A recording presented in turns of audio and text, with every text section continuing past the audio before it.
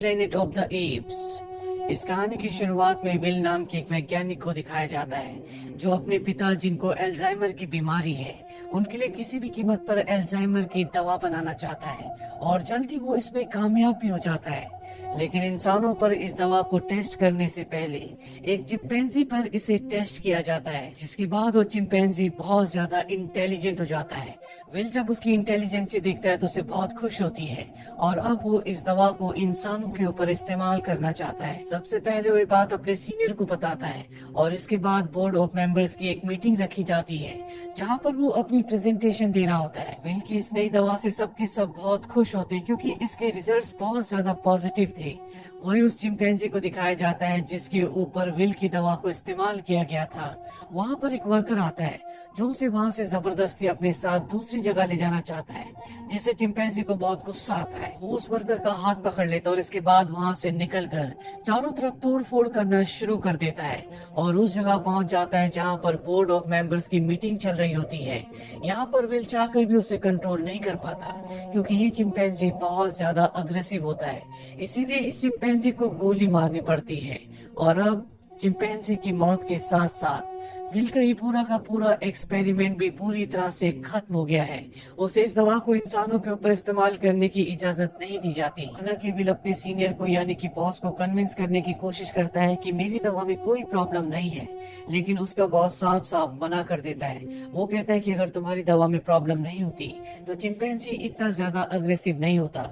हमें बाकी चिंपैंजीज को भी मारना होगा जिनके ऊपर तुमने दवा को इस्तेमाल किया था। और अब विल का दिल टूट जाता है। वो अंदर लैब की तरफ जाता है, तभी उसके पास लैब का केयर टेकर आता है और उसे बताता है कि आपकी दवा में कोई भी प्रॉब्लम नहीं है। दरअसल चिंपैंजी आपकी दवा की वजह से अग्रेसिव नहीं हुई थी, बल्कि उसने उसी वक्त एक बच्चे को जन्म दिया था, जिस वजह से वो गुस्से में आ गई थी क्योंकि उसे वहाँ से शिफ्ट किया जा रहा था। और अब विल को पूरी बात समझ में आ जाती है। वर्कर उसे कहता है कि मैंने सारे चिंपैंजीज को मार दिया और उस बच्चे को नहीं मार पाया जो अभी अभी पैदा हुआ है। इसके बाद विल बिना किसी को बताए उस बच्चे को अपने घर ले आता है जहाँ पर विल के फादर भी होते हैं। और यहाँ पर हमें दिखाया जाता है कि ये चिंपैंजी का बच्चा छोटा तो है लेकिन इसका दिमाग इंसानों की तरह तेज है। बहुत जल्दी वो विल के पिता से घुल मिल जाता है। धीरे धीरे 3 साल बीत जाते हैं और अब वो चिंपैंजी का बच्चा जिसका नाम सीजर है वो बहुत ज्यादा स्मार्ट हो चुका है। वो पढ़ता है, वो गेम्स खेलता है और इंसानों की तरह हर एक काम को करता है। बस वो एक चीज नहीं कर सकता और वो है इंसानों की तरह बोलना। वही विल के पिता को दिखाया जाता है जिनकी अल्जाइमर बीमारी की वजह से दिमागी हालत अब बहुत ज्यादा खराब हो चुकी है। यहाँ तक कि उनकी नर्स भी उनका ध्यान रखने से मना कर देती है। वो विल से कहती है कि तुम्हारे पिता को अब हॉस्पिटल की जरूरत है, घर पर उनकी टेक केयर नहीं की जा सकती। विल को इस बात से बहुत दुख होता है और अगले दिन जब वो लैब में जाता है तो उस दवा को लेकर आता है जो उसने सीजर की मॉम को और बाकी चिंपैंजीज को दी थी, जो उसने अल्जाइमर के लिए बनाई थी। वो जानता है कि उसके पिता का बचना अब नामुमकिन है, इसीलिए वो रिस्क लेता है और अपने पिता को अल्जाइमर की वो दवा दे देता है। ये पहले इंसान होते हैं जिनके ऊपर इस अल्जाइमर की दवा को यूज किया होता है। और अगली सुबह जब विल उठता है तो वो देखता है कि उसके पिता पियानो बजा रहे हैं, वो पूरी तरह से ठीक हो चुके हैं। विल को देखकर बहुत खुशी होती है, यानी उसकी दवा ने उसके पिता को पूरी तरह से ठीक कर दिया है। वही हमें सीजर को दिखाया जाता है जो खिड़की से कुछ बच्चों को साइकिल चलाते हुए देखता है। सीजर का भी मन करता है कि वो भी उन बच्चों की तरह साइकिल चलाए, इसीलिए पड़ोस के घर में चला जाता है और उस घर का मालिक उसे देख लेता है, इसीलिए बेसबॉल का बैट लाकर वो उस पर हमला करता है।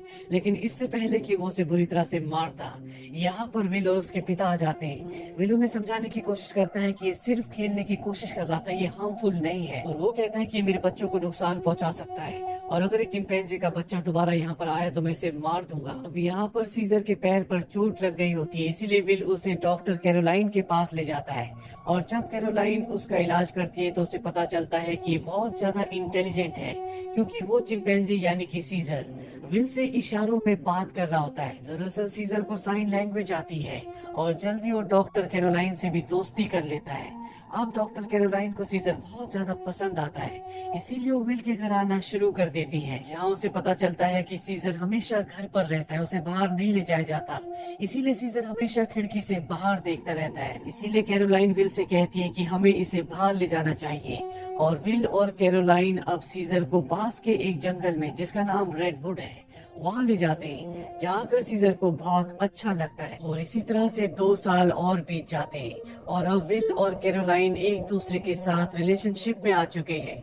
सीजर भी अब बड़ा हो चुका है और हमेशा ही रेडवुड में आते हैं। और एक दिन जब ये तीनों के तीनों रेडवुड में होते हैं, तभी वहाँ पर एक फैमिली आती है जिनके पास एक डॉग होता है जिसके गले में पट्टा होता है, जो देखकर सीजर उदास हो जाता है क्योंकि उसके गले में भी पट्टा होता है। वो विल से इशारों में पूछता है, क्या मैं तुम्हारा पालतू जानवर हूँ? इससे विल को बहुत दुख होता है। वो कहता है कि तुम मेरे पालतू नहीं हो, तुम मेरे बेटे हो। और अब सीजर अपने बारे में जानना चाहता है कि वो कौन है, वो कहाँ से आया है। इसीलिए विल सीजर को अपनी लैब के बाहर ले जाता और बताता है कि तुम्हारी मॉम यहाँ पर थी, हमने उसके ऊपर एक दवा का इस्तेमाल किया था और उसी दवा की वजह से आज तुम इतने ज्यादा इंटेलिजेंट हो। और अब सीजर को अपने बारे में सब कुछ पता चल चुका है। इसके बाद एक घर आते हैं जहाँ पर विल के पिता को दिखाया जाता है, जिनकी अल्जाइमर की बीमारी अब पहले जैसे वापस हो चुकी है, क्योंकि जो दवा विल उन्हें दे रहा था अब उसने उनके दिमाग पर, उनके शरीर पर काम करना बंद कर दिया।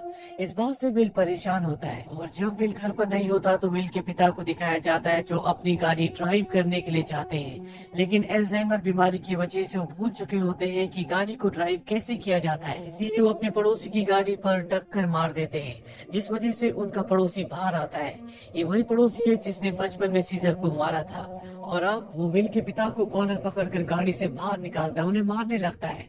और जब सीजर खिड़की से देखता है तो वो अपने आप को कंट्रोल नहीं कर पाता, वो बाहर आता और उस पर हमला कर देता है। सीजर इतना गुस्से में आ गया होता है कि वो उस पड़ोसी की उंगली काट लेता है।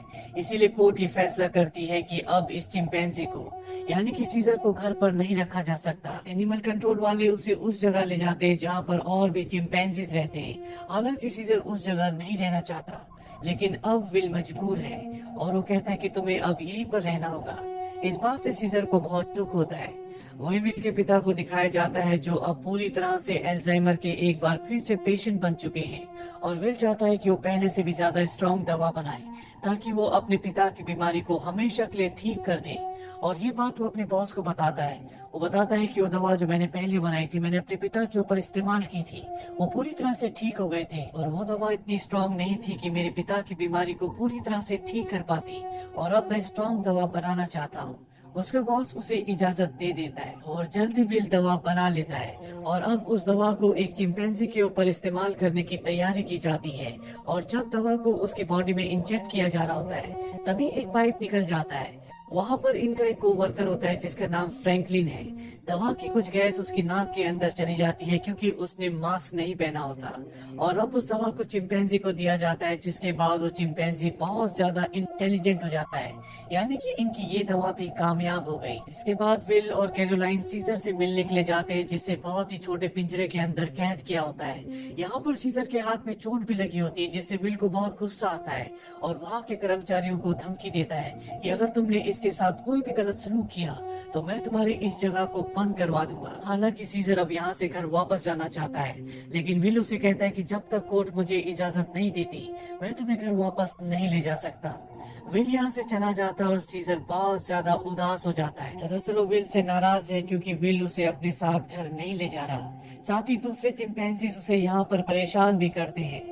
विल जब अपने घर जाता है तो देखता है कि उसके पिता की हालत बहुत ज्यादा खराब है। वो उन्हें दवा देना चाहता है पर विल के पिता मना कर देते हैं। वो कहते हैं कि अब मेरा वक्त आ चुका है। और इसके बाद विल के पिता की मृत्यु हो जाती है। विल अपने पिता की मृत्यु से पूरी तरह से टूट जाता है और अब सीजर के अलावा उसका कोई भी नहीं है। वो उसे अपना बेटा मानता है, इसीलिए बहुत सारे पैसे लेकर वो उस जगह जाता है जहाँ पर सीजर को कैद किया गया है। वहाँ का जो हेड होता है वो उसे बहुत सारे पैसे देता है और कहता है कि मैं सीजर को अपने साथ ले जाना चाहता हूँ। हालांकि वो मान जाता है पर सीजर दरवाजा बंद कर देता है क्योंकि अब वो विल के साथ नहीं जाना चाहता। वो विल से बहुत ज्यादा नाराज है। विल को लौटना पड़ता है। अब इस जगह काम करने वाले एक लड़के के कुछ दोस्त यहाँ पर चिंपैंजीज को देखने के लिए आते हैं और जब उनमें से एक लड़का सीजर के पास आता है तो सीजर उसे पकड़कर अपनी तरफ खींचता है और उसकी जेब से चाकू निकाल लेता है, जिस चाकू से रात को अपना केज खोलकर एक दूसरे केज के पास जाता है जिसके अंदर एक ओरेंगुटून को बंद किया है जो कि सर्कस से है। और सीजर इसका दोस्त है क्योंकि दोनों के दोनों इशारों में बात कर सकते हैं। वो इसे आजाद करवाता है और सीधा विल के घर जाता है जहाँ पर उसे वो नई दवा मिल जाती है जो विल ने अल्जाइमर के नए पेशेंट्स के लिए बनाई थी। और अब उस दवा को लेकर वापस वो उसी जगह आ जाता है जहाँ पर बाकी चिंपैंजीज को कैद किया गया है और वहाँ पर उस दवा को खोल देता है, जिससे सारी की सारी गैस चिंपैंजीज इनहेल कर लेते हैं। जिसके बाद सब के सब चिंपैंजीज सीजर की तरह इंटेलिजेंट हो जाते हैं, उनके अंदर सोचने समझने की शक्ति आ जाती है। लेकिन फ्रैंकलिन, जिसने गलती से इस दवा को इनहेल कर लिया था, उसकी मौत हो जाती है।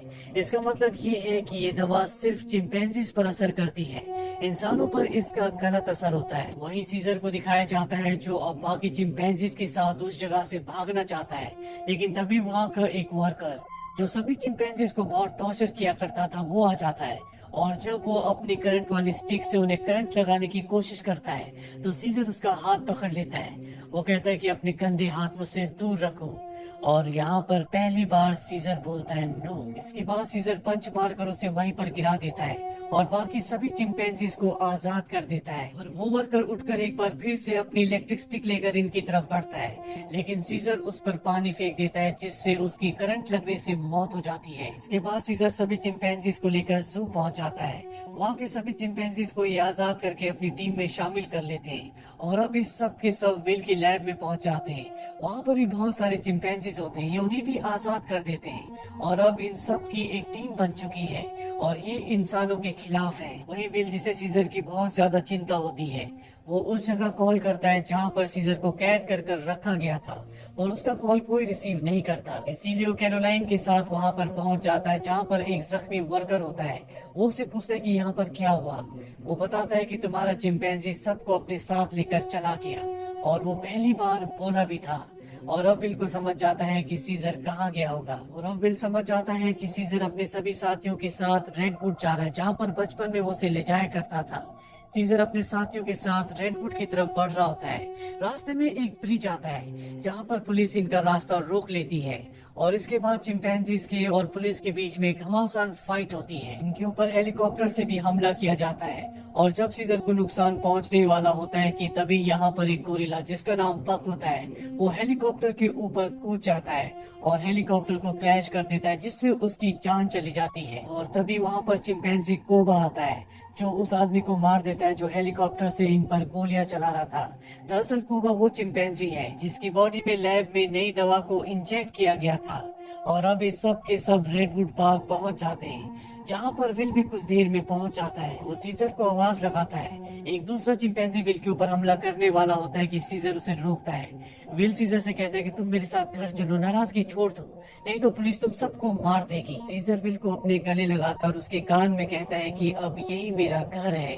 और विल समझ जाता है कि सीजर को उसकी दुनिया मिल चुकी है, वो उसके साथ लौट कर नहीं आएगा।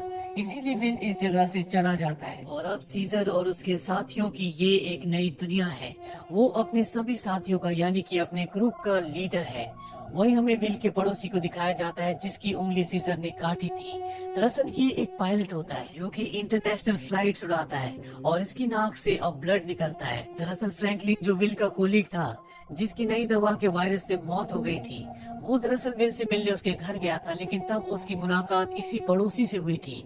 उसे खांसी आई थी जिससे खून के छींटे इसके ऊपर गिर गए थे और अब ये भी उस वायरस से इन्फेक्टेड है। ये इंटरनेशनल फ्लाइट्स उड़ाता है, इसका मतलब ये वायरस पूरी दुनिया में फैला देगा जिससे पूरी दुनिया बदल जाएगी। और होता भी ऐसा ही है। इस मूवी का सेकंड पार्ट जो सन 2014 में आया था उसमें दिखाया जाता है कि वायरस को फैले हुए आज 10 साल हो चुके हैं और अर्थ से इंसानों की बहुत बड़ी आबादी खत्म हो चुकी है। अब वही जिंदा रहता है जो जेनेटिकली इस बीमारी से, इस वायरस से इम्यून है। और ऐसा 500 बच्चों में एक ही बच्चा होता है जो जेनेटिकली इस बीमारी, इस वायरस से इम्यून हो। वही चिंपैंजीज को रेडवुड में दिखाया जाता है जो सैन फ्रांसिस्को के पास है। वो अब भी सभी चिंपैंजीज का लीडर है और अब पिछले 10 सालों में चिंपैंजीज पहले से भी ज्यादा स्ट्रॉन्ग और विकसित हो चुके हैं। इनका अपना एक इलाका है जहाँ पर इंसान नहीं आ सकते। सीजर का भी अब बेटा हो चुका है जिसका नाम ब्लू आई है। और एक दिन सीजर का बेटा जब अपने दोस्त के साथ जंगल में घूम रहा होता है तभी उनके सामने एक इंसान आ जाता है जो जंगल में अपनी टीम के साथ हाइड्रो इलेक्ट्रिक डैम देख रहा होता है ताकि पूरे शहर को इलेक्ट्रिसिटी दोबारा से दी जा सके। और ये जो डैम होता है ये चिंपैंजीज के इलाके में है। और अब वो आदमी जब सीजर के बेटे ब्लू आई और उसके दोस्त को देखता है तो डर जाता है और अपनी गन निकाल लेता है। सीजर का बेटा भी घुर्राने लगता है।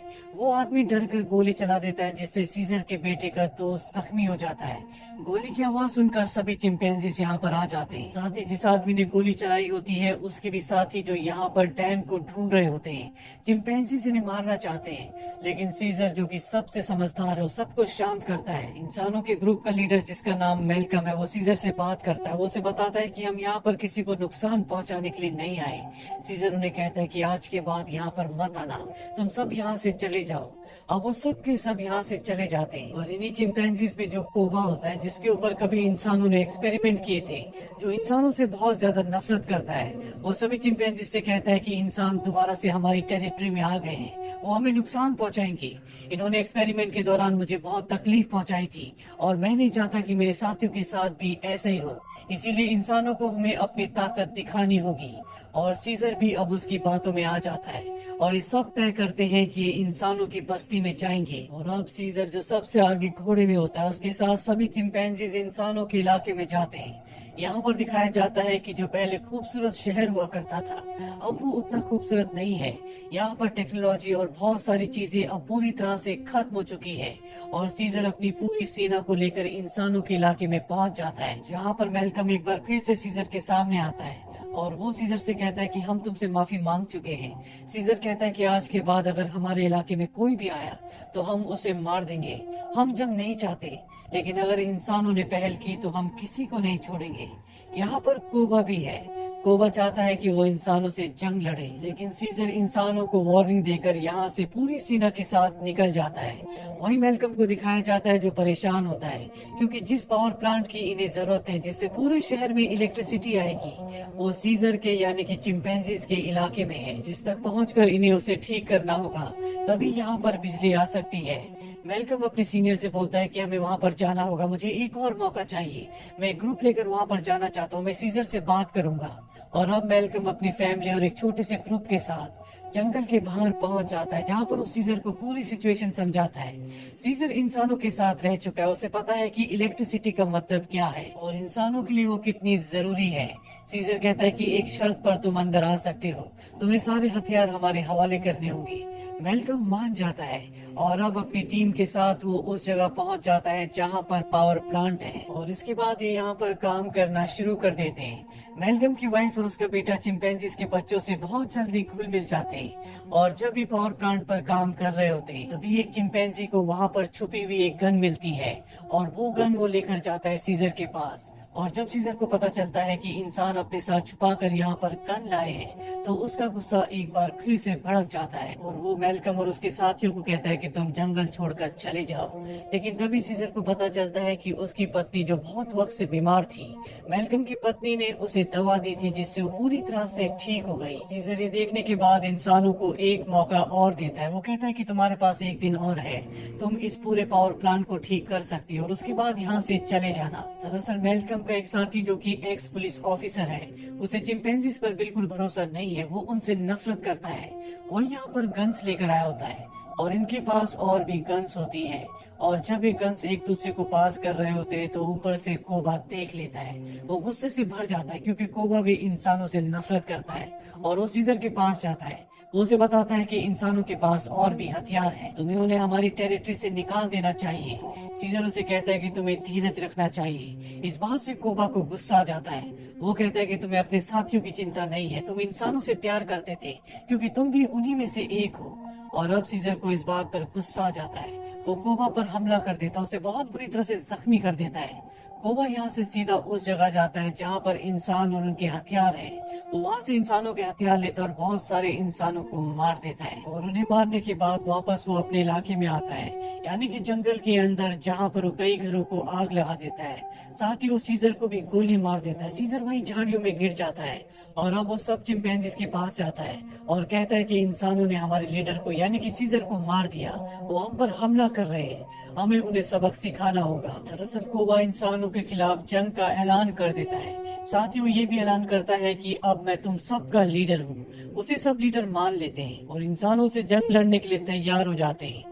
वही इंसानों को दिखाया जाता है जहाँ उनके घरों में अब लाइट आ चुकी होती है, क्योंकि पावर प्लांट ठीक हो चुका है। वो सब एक साथ मिलकर एंजॉय कर रहे होते हैं। वही सीजर अपनी पूरी की पूरी सेना के साथ उस जगह पहुंच जाता है जहाँ पर इंसानों के हथियार हैं।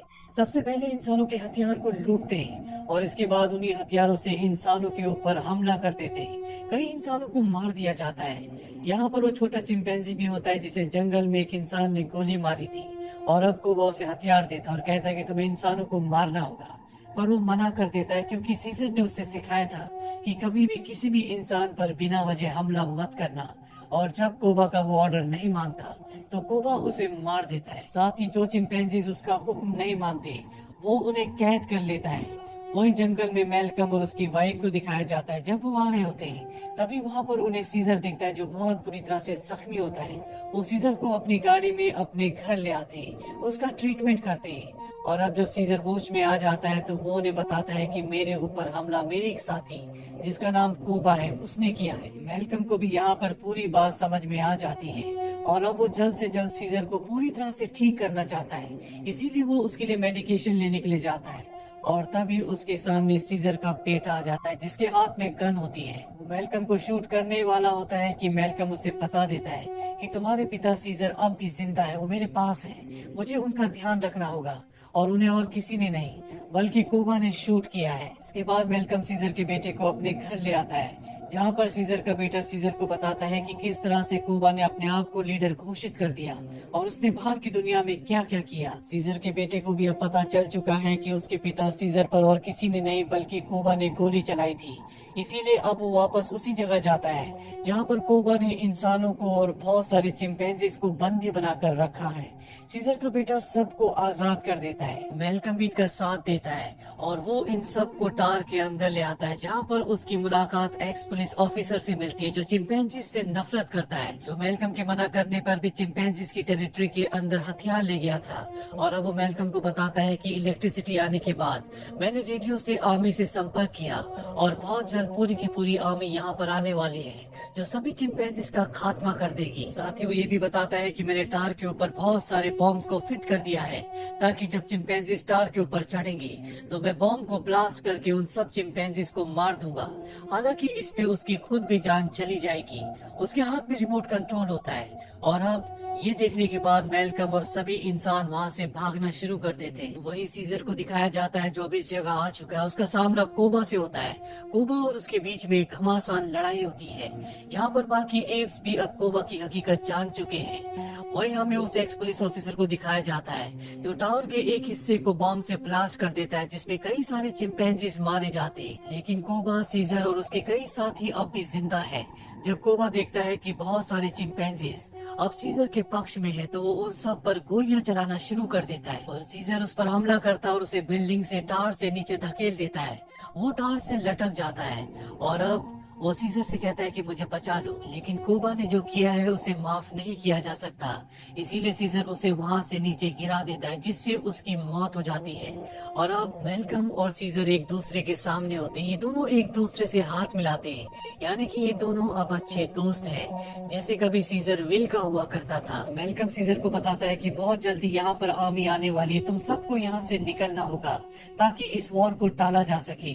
सीजर कहता है कि अब इंसानों के और चिंपैंजीज के बीच में जो वॉर है उसे कभी खत्म नहीं किया जा सकता, तुम्हें अपने परिवार को लेकर यहाँ से निकलना होगा।